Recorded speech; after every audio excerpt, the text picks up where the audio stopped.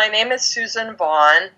I was born in Texas in the United States, and I went to Harvard College where I studied psychology. And then I went to medical school at Columbia University, and I finished my medical training here, and then did a psychiatric residency, a chief residency, 2-year research fellowship in affective and anxiety disorders. And after that, I did my analytic training here at Columbia as well. And I've been on the faculty at Columbia since graduating. Very interesting. Bueno, hoy vamos a hablar acerca de la psicosexualidad en el siglo XXI. Today we're going to talk about psychosexuality in 21st century psychoanalysis. Okay, great. Well, I don't know if you want me to tell the story, but I was certainly involved. I was one of 2 candidates who were the first gay or lesbian candidates at an institute of the American Psychoanalytic. So when I started my training at Columbia in 1993, I had a colleague, Paul Lynch, who started also at that time in Boston, and we were the first openly gay candidates in the American Psychoanalytic. Fue parte de ese movimiento, porque ella y otro colega de Boston fueron los primeros candidatos abiertamente gay que comenzaron su formación en ese momento. Ok, sé que te especializás en el tema, por eso me interesaba muchísimo poder conversar contigo.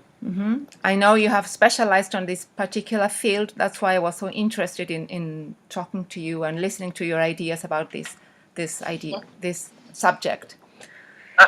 So now my main interest is gender and sexuality and psychoanalytic process, and I teach about that here at Columbia. And I'm just in this past October, in October of 2017, I became the director of Columbia Psychoanalytic. So I'm the first gay or lesbian director of a major institute here in America. It's great. Congratulations. I never could have predicted that, that's for sure. Eso nunca se lo imaginó. No, seguro. Bueno, después lo vamos a traducir. Bueno, sí. Bueno, ¿vos pensás que podemos considerar la psicosexualidad en el siglo XXI de la misma manera que lo pensó Freud? ¿Y qué diferencias, si las hay, podrías remarcar? Do you feel that we can consider psychosexuality in the 21st century psychoanalysis in the same way as Freud did? And what differences, if any, could you point out for us? Well, let me start by saying I think Freud was a total genius. I think the idea of free association and of following free association to understand unconscious mental content was groundbreaking. And I also think that the 3 essays on a theory of sexuality are extremely important. And I think they were very modern for their time. For example, he was able to separate things like the aim and the aim and object. So what you want to do sexually and who you want to do it with. That's actually a very modern perspective. Que Freud tenía una perspectiva muy moderna y que era un genio absoluto en su opinión, porque lo que él propuso ya desde 3 ensayos de teoría sexual fue realmente innovador. El tema de diferenciar el objeto sexual del impulso, diferenciar lo que uno quiere hacer y con quién quiere hacerlo, fue novedoso para su época. On the other hand, I think what became problematic in Freudian theory actually stemmed from the 3 essays and from his idea of psychosexual development as so much occurring in developmental stages. I think today we wouldn't think of it as a stage you pass through, but rather more as like layers that build on top of one another, but are all still there. So what happened in terms of sexuality because of Freud is also the problem that people were thought to have less developmental capacity if they were stuck at an earlier stage, like a gay or lesbian people would be in his theory. Okay. Por otro lado, también desde 3 ensayos de teoría sexual, lo que ella ve como problemático es que Freud lo definió como el ir pasando por sucesivas etapas del desarrollo, y que para ella la cuestión de la psicosexualidad se va construyendo en capas que se van superponiendo unas a otras, no atravesando sucesivas etapas que hacen que, por ejemplo, una persona que es gay o es homosexual ha quedado como detenida en ese desarrollo y es como que no lo terminó de completar bien. Claro. Eso es lo que resulta problemático también en ese mismo escrito. Sí. But I think what was extremely important was Freud's idea that we have these mucosal surfaces in the body that are sites of excitement and that are important in everyone. And I think the idea that the mind is built from units of physical experience in addition to internal fantasy was a brilliant idea and something that we definitely carry forward into the new century. Lo que está definiendo como zonas erógenas lo considera que es fundamental, zonas de excitación en la superficie corporal, y que además de la idea freudiana de la fantasía inconsciente, también que él haya contemplado que el desarrollo psicosexual tiene que ver también con estas zonas, de cómo estas zonas movilizan además de la fantasía, y que eso es algo que también entra en el psicoanálisis del siglo XXI y en cómo se considera la psicosexualidad en el psicoanálisis de esta época, de este siglo. Como que sigue siendo vigente. Sí, como que eso es una idea importante. Sí. I also think one thing very important is his idea that the sexual drive is the driver of creativity and of mental life. That is a huge development that we want to keep. And that idea that sexuality fuels human behavior is super important and something we want to move forward with into the new century, even though we want to give up his ideas about women or about gay and lesbian people or about people that are transgender or gender fluid. So there's much to be given up, but also some really great things to keep.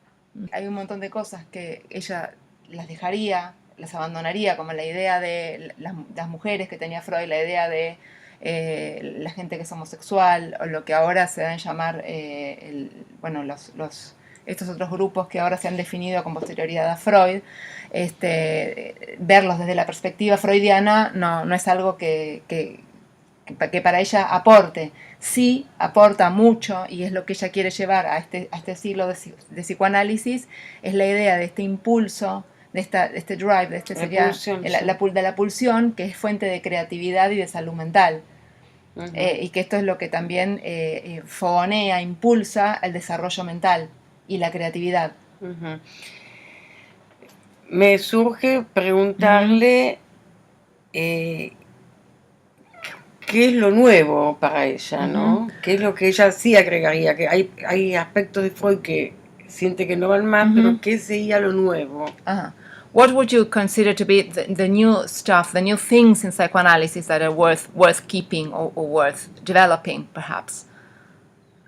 I think that we've really learned a lot from relational theory. I think that they have created a literature on sexuality and gender that didn't exist before, and that their ideas about how it becomes explored in the relationship with the patient are very important. And I think one important thing that they did is to remove the sense of judgment about people's experience and what it means, because they were very interested in the relation with the patient themselves, and their focus was on the relationship. I think that allowed them to be less trying to decide what is the right thing for the person, and it really freed clinicians up to explore without necessarily having a preordained, like a pre-decided outcome that they think would be best for people. So I think they gave us a certain freedom of exploration in this area. Los analistas de la teoría relacional, que al centrarse en el vínculo con el paciente y en los vínculos que establece a su vez el paciente, son más libres para abordar las elecciones que hace ese paciente y no están pensando tanto si es bueno para él, cómo debería haber sido. sino que son como más amplios, no van como con una idea preconcebida de cómo debieran ser las cosas, y que al enfocarse en el tipo de vínculo han aportado mucho, y es lo que provee como a un margen más amplio para la exploración del tema de la vincularidad, incluyendo también la forma en que se aborda a una persona que tiene otro tipo de orientación, ¿no? Sexual. I think another thing they did that was very important is call attention to the fact that talking about sexuality with patients, it has a performance aspect where talking about it almost feels the same as having sex. Like there is an exciting part of the talk that feels to many clinicians as if it's somehow crossing a boundary, because there, as Virginia Goldner wrote about, there is this idea that talking about sex is almost the same as doing it. And I think that helps people with their countertransference to understand that there's no way to talk about sexuality and not have the feeling in the room heat up. ¿Qué otro aspecto importante de los terapeutas que están orientados a la teoría relational theory, sí, que relacional o intersubjetiva, sí. quizás se tradujo acá, es que al habilitar la posibilidad de hablar de la psicosexualidad y de la vida sexual, hay algo que es el aspecto performativo de hablar de eso, es que también está sucediendo, tiene como un aspecto sexual el hecho de hablarlo, y que eso ayuda con el tema de la contratransferencia y todo, como que es muy difícil hablar de algo sin que pase nada, digamos, en el ámbito de la sesión, como que algo se enciende sería, ¿no? Algo más pasa, dijo. Algo excitante, exacto, sí. Por hablar, ¿no? Hablar es parecido, no igual, pero es parecido a hacerlo. Y en un sentido se perdería la neutralidad del analista. Would the analyst's neutrality be lost in this way? I don't think the analyst's neutrality has to be lost, but I think the analyst has to know that they're likely to have a physical and psychological reaction to talking about these subjects, but it's actually awareness of their own reaction that will be sure that they're able to remain neutral. I think many analysts are afraid to get into issues about sexuality because they're afraid of what will be stirred up in the patient and in themselves. But being able to help the patient means having to come to terms with what that feels like in yourself to talk about sexuality, because it's such a prohibited thing, maybe especially in America, to talk about. Claro, dice que because of our puritanical roots in America. Claro, que en virtud de esas raíces puritanas que hay en Norteamérica, que a veces es como un tema delicado para conversar, y que para ella la cuestión de la neutralidad tiene que ver con que el analista sea consciente de lo que le suscita a él hablar con un paciente respecto de estas cosas que tienen que ver con la sexualidad, y poder manejar y entenderse a sí mismo para poder así ayudar al paciente. O sea, que no es que se resuelve no hablando, sino incorporándolo, analizándolo y manejándolo, y la neutralidad pasa por ese lado. Sí, seguro. Sí. Siempre en el psicoanálisis hablábamos de la sexualidad, siempre. Eso. Ahora, ¿crees que se puede pensar que la psicosexualidad es parte de la identidad de una persona? Do you feel that psychosexuality is part of a person's identity? Yes, I definitely feel like psychosexuality is part of your identity, because the fantasies from various levels of development or various times in development form a lot about your other character traits, I think. So, we used to think that all character defenses arose from different levels of development, that, for example, obsessive compulsive personality traits came from anal stage of development. I don't think we see it in quite as of a lockstep one-to-one correspondence anymore as we used to, but I think that those ideas and the fact that sexual fantasy forges character is very important and is still true.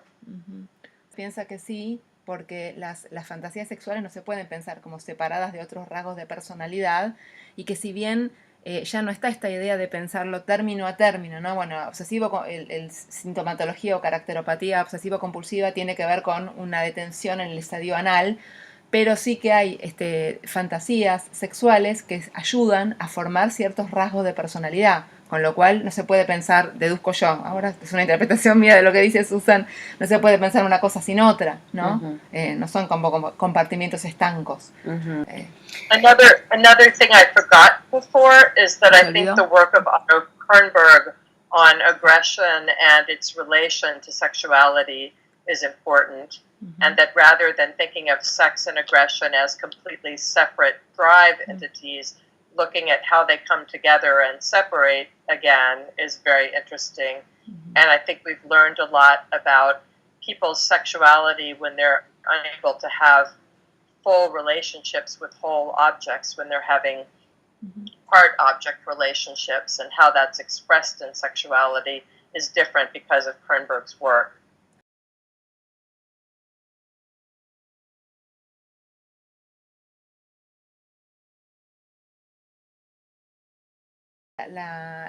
Sigue siendo vigente la importancia del trabajo de Otto Kernberg y de los conceptos de agresividad y sexualidad que se vinculan, no se pueden pensar como separados, la agresividad y la sexualidad, y que justamente la gente a la que le cuesta mantener un vínculo con un objeto total, lo que fue llamado el vínculo sexual con un objeto total, y que ve o toma aspectos parciales del objeto, los analistas lo ven o lo consideran desde otro punto de vista gracias a estas ideas que desarrolló Otto Kernberg. Por eso que para ellas siguen teniendo vigencia las ideas de Otto Kernberg. ¿Cómo lo pensarían? ¿A qué te referís exactamente? What do you mean precisely by these ideas about es la idea de sexualidad y el objeto parcial? ¿Cómo lo interpretaría? ¿Como perversión? ¿Como how do you consider this idea of part objects or people not being able to connect with others as con el objeto total objects? Well, I think we think more that perhaps in some states with fetishes that people are relating to a part object of a parent, that they can't integrate the good and the bad in relation to other people. And when they can't integrate the good and the bad, then they end up with these splits, and maybe partly what they like sexually can be very rigidified, or can be very much like following a rigid map that never changes. Because I think we have appreciation also from Ethel Person that people have a unique erotic signature, but there should be some flexibility in it as well. La idea de Ethel Person, que la gente tiene como una firma sexual que le es propia, pero que eso debería tener cierta plasticidad, y que quizás en este vínculo con el objeto fetiche, por ejemplo, se caracteriza por una rigidez extrema, por seguir como normas prefijadas, y eso tiene que ver con una dificultad o una imposibilidad de unir lo bueno y lo malo en los vínculos con los padres, los vínculos más tempranos, parecería, ¿no? A esta dificultad la llamarías perversión. Al que toma al otro como un objeto fetiche. No sé si entiendo. If you consider another in a fetishistic way, would you define this as perversion? I think the word perversion should be dropped from psychoanalysis because it's such a loaded word, and it's used to judge people, not necessarily to help them. So to me, I'm not interested in calling it a perversion because I think it sets that person apart from other people.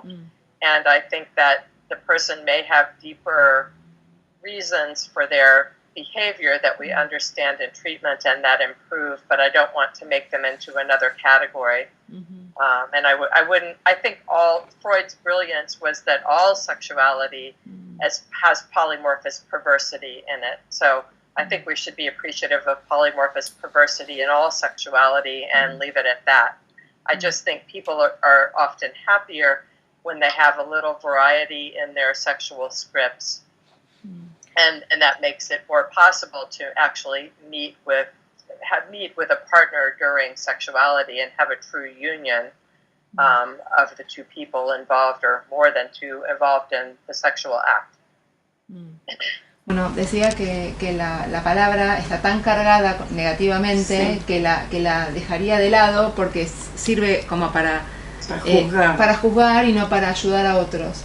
Y que en realidad vuelve a traer el tema este de que cuando hay un poco más no hay tanta rigidez, la persona puede vincularse con otro, puede compartir con otro claro, o con otros, claro, pero eso lo habilita cierta